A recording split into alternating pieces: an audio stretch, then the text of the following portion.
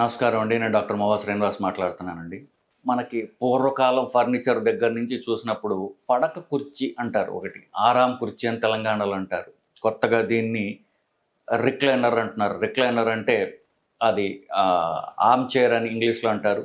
Sofa ఈ 2 కలిపి recliner అంటున్నారు. అంటే సోఫాని మీరు వెనక్కి వాల్చి పడుకోగలిగితే దాన్ని రిక్లైనర్ అంటున్నారు. కొత్తగా మీరు హైదరాబాద్ వస్తే మంచి సినిమా హాల్‌లో చూస్తే టాప్ రో అంతా కూడా రిక్లైనర్సే పెట్టి ఉంటున్నారు. అంటే మీరు వెనక్కి జారబడి మీరు కూర్చోవచ్చు. మీకు కావాలంటే కాళ్ళు కూడా మీకు ఎత్తి పెట్టుకుని మీరు రిలాక్స్డ్‌గా కూర్చోవచ్చు. మెడికల్ యూజెస్ ఏమన్నా ఉన్నాయా? మనం దీన్ని ఇంకా ఎఫెక్టివ్‌గా ఏమన్నా వాడుకోవచ్చా? ఇన్‌ఫాక్ట్ దీనికి చెప్పాలంటే పైకి వెళ్ళేది ఈ మన ఊపిరి తీసుకునేటటువంటి శ్వాసకోశం ఏదైతే ఉందో దాన్ని కొంచెం నొక్కుతుంది అట్లా ఇలా పైకి పడటం వల్ల. సో గురక అనేది ప్రొడ్యూస్ అవుతుంది. సో ఆ గురక వల్ల ఏమవుతుందంటే ఊపిరి తీసుకోవడం సరిగ్గా జరగక అప్పుడు వాళ్ళకి నిద్ర సరిగ్గా పట్టదు. రాత్రి నిద్ర సరిగ్గా లేనప్పుడు పగలు ఎప్పుడు వాళ్ళు తూలుతూ ఉంటారు. ఎందుకంటే ఆ నిద్ర బాడీ కాంపెన్సేట్ చేయడానికి ట్రై చేస్తుంది. పగలు నుంచుని ఉంటాం కదా, గాలి బాగా ఆడుతుంది. పాపం శరీరం అలసిపోయింది, దానికి ఆ రెస్ట్ కోసం ట్రై చేస్తుంది. సో ఏంటి, పగలంతా తూలుతుంటారు, రాత్రి పడుకున్న వాళ్ళకి నిద్ర పట్టదు గురక వల్ల. పడుకుంటారు, నిద్ర వచ్చినట్టు ఉంటుంది కానీ ఆ ఏంటంటే గాఢ నిద్ర వాళ్ళకి రాదు. బేసికలీ దీన్ని అబ్స్ట్రక్టివ్ స్లీప్ ఎప్నియా అంటారు, గురక. దీని గురించి కోర్స్ మనం కొన్ని వీడియోలు కూడా చేసాం. ఇది చాలా సర్వసాధారణంగా జరుగుతూ ఉంటుంది. సో ఎవరికైతే ఈ ప్రాబ్లం ఉన్నదో వాళ్ళు పడుకునేటప్పుడు ఈ పడక కుర్చీ ఆరాం కుర్చీలో పడుకున్నట్లయితే వాళ్ళకి ఫ్లాట్గా పడుకోరు కాబట్టి వాళ్ళకి గడ్డం కింద ఉన్నటువంటి ఫ్యాట్ ఇదంతా కూడా కిందకు వస్తుంది, పొట్ట కిందకు వస్తుంది. ఊపిరి తీయడం వాళ్ళకి సులువు అవుతుంది. సో నిద్ర కాస్త బాగా పడుతుంది వాళ్ళకి. సో ఎవరికైతే రాత్రి గురక ఎక్కువ ఉంటుందో వాళ్ళందరూ కూడా ఆరాం కుర్చీలో పడుకున్నట్లయితే, పడక కుర్చీలో పడుకున్నట్లయితే వాళ్ళ నిద్ర క్వాలిటీ పెరుగుతుంది, కొంచెం గాఢ నిద్ర వస్తుంది వాళ్ళకి.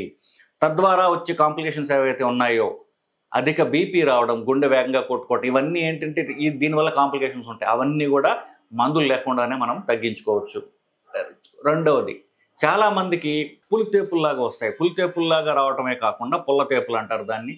బేసిక్లీ పొట్టలో ఉన్నటువంటి యాసిడ్ ఛాతీలోకి రాకుండా ఉండడానికి ఛాతీకి పొట్టకి మధ్యన ఒక అన్నకోశానికి ఒక స్పింక్టర్ లాంటి గట్టి ఒకటి ఉంటుందన్నమాట. ఒక తలుపు లాంటిది ఉంటుంది.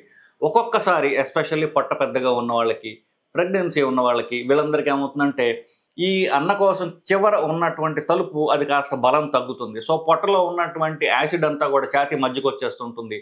ముందుకు వంగినప్పుడు పని చేయడానికి ముందుకు వంగినప్పుడు ఛాతీలో మంటలాగా వస్తుంటుంది వాళ్ళకి. వీళ్ళకి కూడా ఇదే ప్రాబ్లం కాబట్టి వీళ్ళు కూడా ఈ పరకుర్చీ ఆరాం కుర్చీలో పడుకున్నప్పుడు వాళ్ళకి ఛాతీలో మంట అదంతా తగ్గుతుంది వాళ్ళకి. సో అన్నం తిన్న తర్వాత కూడా పడుకోవడానికి కాస్త రెస్ట్ తీసుకోవడానికి కూడా ఇది ఒక మంచి పరికరం. భక్తాయాసం అంటాం కదా, అన్నం తిన్న తర్వాత పొట్ట ఎక్కువ ముందు వస్తుంది, కాస్త ఆయాసంగా ఉంటుంది, అప్పుడు రెస్ట్ తీసుకోవాలనుకుంటే ఇది మంచిది. సో ఇదే కాకుండా నడుము కింద నొప్పి, లో బ్యాక్ పెయిన్ అంటాం. అంటే అది కూడా చాలా ఇప్పుడు 40 దాటిన వయసు వాళ్ళలో చాలా మందిలో చూస్తూ ఉంటాం. అలాగ నడుము నొప్పి ఉన్న వాళ్ళు కూడా నడుము కింద కాస్త సపోర్ట్ పెట్టుకుని పడుకోవడానికి కూడా ఈ కుర్చీ ఎంతో ఉపయోగకరంగా ఉంటుంది. యూట్యూబ్లో ప్రముఖ ఫిజియోథెరపిస్టులు ఉంటారు. వాళ్ళ పేరు ఏంటంటే ఇద్దరు కలిసి చేస్తుంటారు, బాబ్ అండ్ బ్రాడ్ అని వీడియో ఛానల్ వాళ్ళది. సో వాళ్ళు ఇన్ఫ్యాక్ట్ దీని మీద ఇంకొన్ని అద్భుతమైనటువంటి డీటెయిల్స్ ఇచ్చారు. వాళ్ళు ఏం చెప్తున్నారు, మీరు ఇట్లాంటి కుర్చీ కొనుక్కునేటప్పుడు మీరు తీసుకోవాల్సిన జాగ్రత్తలు ఏమిటి అని చెప్పేసి. ఏమిటి, మొదట ఆ కుర్చీ హైట్ ఎంత ఉందని చూడాలి. నేను చెప్పిన ప్లాస్టిక్ కుర్చీలు హైట్ బాగా కిందకు ఉంటుంది.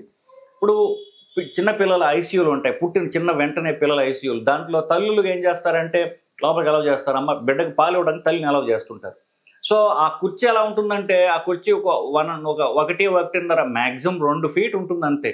సో కిందకి ఎక్కడో దాంతో ఇంకా మీరు కింద కూర్చుంటారు కాబట్టి లేవడం చాలా కష్టం. యూజువల్గా ఇది వాడేది పెద్దవాళ్ళు కాబట్టి ఇంట్లో వాళ్ళకి ప్లాస్టిక్ కుర్చీలు కూర్చుంటే ఇంక లేవడం అనేది ఇంపాసిబుల్. ఎవరో ఒకరు పిలిచి మనిషి సహాయంతో మాత్రం లేవగలరు.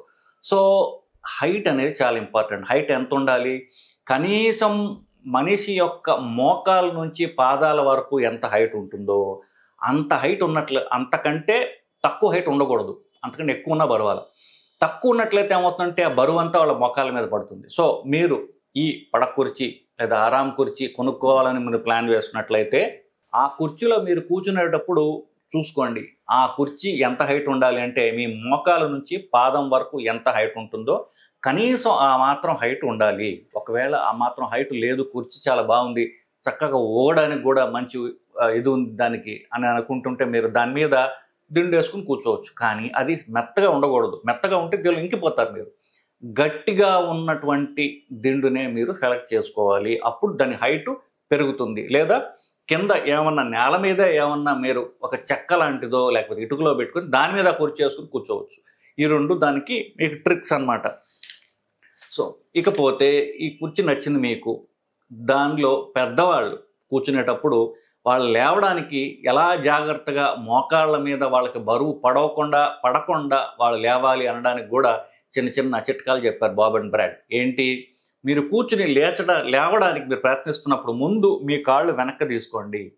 మీరు రెండవ స్టెప్ ఏమిటి? మీరు కుర్చీ యొక్క చివరికి మీరు జరిగి కూర్చొని మీ చేతులు ఈ ఆర్మ్ రెస్ట్ల మీద, అంటే చేతులు పెట్టుకోవడానికి ఏవైతే ఉన్నాయో దాని మీద సహాయంతో మీరు చేయి పెట్టి దాని మీద బరువు పెట్టి మీరు లేవండి. సో ఒకటి, కాళ్ళు వెనక్కి తీసుకోండి, మడమలు వెనక్కి తీసుకోండి, మీరు కుర్చీ చివరికి జరగండి. మూడో స్టెప్పు, చేతులు ఈ ఆర్మ్ రెస్ట్ల మీద పెట్టి మీరు బరువు పెట్టి మీరు ముందుకు నుంచోండి. సో ఇక్కడ ఇంపార్టెంట్ది ఏంటి? మనం చెయ్యి పెట్టి లేచేది కొన్ని కుర్చీలు ఏంటంటే అది ముందుకు ఉండదు, అది వెనక్కి ఉంటుంది అనమాట. అది దాని మీద క్వశ్చన్ అది పెడతారు కానీ అది వెనక్కి ఉంటుంది. అలా ఉండదు, సెలెక్ట్ చేసుకోకండి. మనం ఈ ఆర్మ్ రెస్ట్ ఏదైతే ఉందో అది ఎంత ముందుకుంటే మీరు నుంచోడానికి అంత సహాయకరంగా ఉంది. ఎస్పెషల్లీ మోకాళ్ళ ప్రాబ్లమ్స్ ఉన్న పెద్దవాళ్ళు వాళ్ళు కుర్చీ కొనుక్కునేటప్పుడు అది చూసుకోవాలి. ఆర్మ్ రెస్ట్ ఈ చేతులు పెట్టుకుని ఉంటుంది చూసారా, అది కాస్త ఎంత ముందుకుంటే మీరు నుంచోడానికి మీరు అంత సహాయకంగా ఉంటుందండి. సో ఇవి. సో దీంట్లో చిన్న చిన్న మాడిఫికేషన్ కూడా వచ్చాయి. ఏమిటి? దాంట్లో మసాజ్ చేసే కుర్చీలు వచ్చాయి. వెనకాల మనం పడుకున్నప్పుడు చాలా బాగుంటుంది. నిజానికి మీరు ట్రై చేయండి. కొన్ని మాల్స్లో వాటిల్లో పెడతారు, 50 రూపాయలకి గంట అలాగేదో పెడుతుంటారు. అది కరెంట్ కనెక్ట్ చేసినట్లయితే వీపు మసాజ్ చేసేవి ఉంటాయి, అవి కూడా చాలా చాలా బాగుంటాయి. కాళ్ళ మసాజ్ చేసే ఉంటాయి. ఇవన్నీ దీనికి మాడిఫికేషన్స్. ఆఫ్ కోర్స్ కాస్త కాస్ట్లీ అనుకోండి. మీకు కావాలంటే అవి కూడా కొనుక్కోవచ్చు, చాలా బాగుంటాయి. సో ఆరామ్ కుర్చీకి ఉపయోగాలు ఏమిటి? నిజానికి ఇది గురక ఉన్న వాళ్ళకి చాలా బాగా పనిచేస్తుంది. నా పేషెంట్లు అందరికీ చెప్తాను. సో ఈ ఆరామ్ కుర్చీని ఒకటి మీరు రిక్లైనర్స్ అంటున్నారు, కొత్తగా పడుకునే సోఫా అన్నమాట. ఇది కొనుక్కునే ప్రయత్నం చేయండి.